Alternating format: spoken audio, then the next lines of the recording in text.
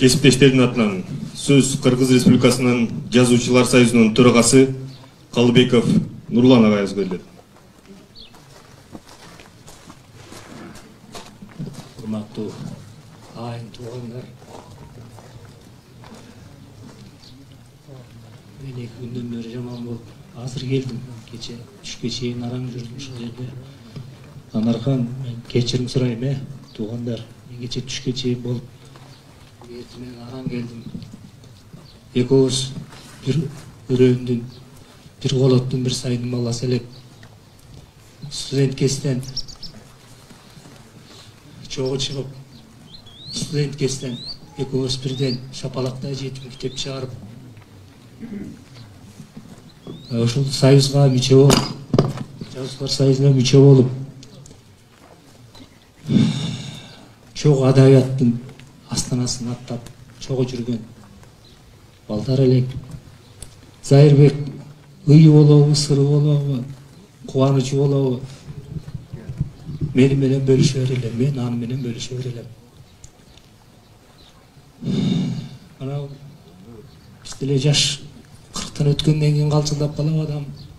Илгери биздин досубуз Калмурат Рыскулов кайтыш болгондо курпалашып эле жана болгончу. Ошону көтөрүп кетиптирбиз бизчи. Духубуз менен анда жаштыктын күчү бар экен. 30-ында кайтыш болду эле. Азыр мына акыркы бир жуманын ичинде эле болду. Элмирбек, Зайыр, андан бир 2 ай мурда Эрнис Асек деген мыкты акын котормошу досубуз бар эле. Ал дагы 50-ге жетпей кетип калды. Кыйын болуп калат экен. Ошондуктан тиги мен огул өзүм шукураманы айтайын, өз жон термен ыр жазып жүргөн балдар, агылайындар, инилерим. Билем, акын деген өтө сентименталдуу иш болот. Бардыгын жүрөк менен кабыл алат. Зайырдай болбогула, карачы. Зайыр деген Элмир деп күйүттүн артынан Элмир деп эле кетип калды. Ошентип эле кетип калды. Ошондуктан кайсы бир өлкөдө 4 сабыр жазган кишине сен мамлекетке керексиң, сен биздин элге керексиң деп учет калып коет деп уккам. Ушул Прибалтика өлкөлөрүнүн бирөөсүндө. Анан 20-30 жылдан бери мына калем кармап жүргөн балдар биздин эч кимге деле керегибиз жок экен. Көрдүңөр, көрүп атабыз. Тирүүңдө келип, ай бала, окатың эмне болуп атат, тирилигиң эмне болуп атат, эмненин үстүн иштеп атасың, чыгармаң кандай деп сурап койбойт экен эч ким. Түшүнөм, байлыгыңар, бийлигиңер, дүнүйө окатыңар, бизнесиңер ал силердин урук тукумуңарга эле, бала чакаңарга эле калат.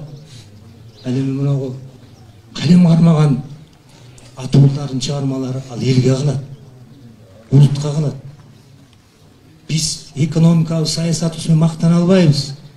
Биз керек болсо чабал мамлекет болуп турсак дагы биз Айтматов менен Манас эпосу менен андан бөлөк 40тан ашык эпосу менен адабият, дүйнөлүк адабиятка чейин чыккан адабиятыбыз менен өлөк өлкөлөргө тең атадай болуп башка төрөп жыра алабыз. Мында мен өз эмемен билем, сыртка чыгып калганда Кыргызстан мындай эле карап коет. Ал бирок Манас Айтматов дегенде, чыгармачылыкка келгенде, руханий дүйнөгө келгенде биз бардыгы менен тең атабыз. Тең атабыз. Ошондуктан калем кармаган балдар, жигиттер өзүңөрдү сактагыла.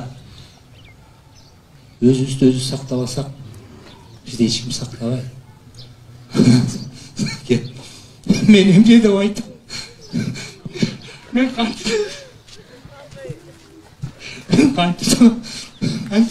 бирок анан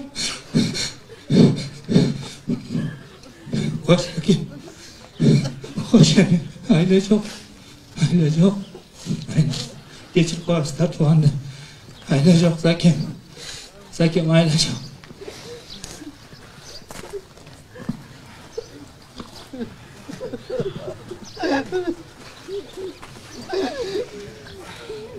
Söz Girdeşlerinin atынан Tokto Bolotov Малабек агабызга берилет.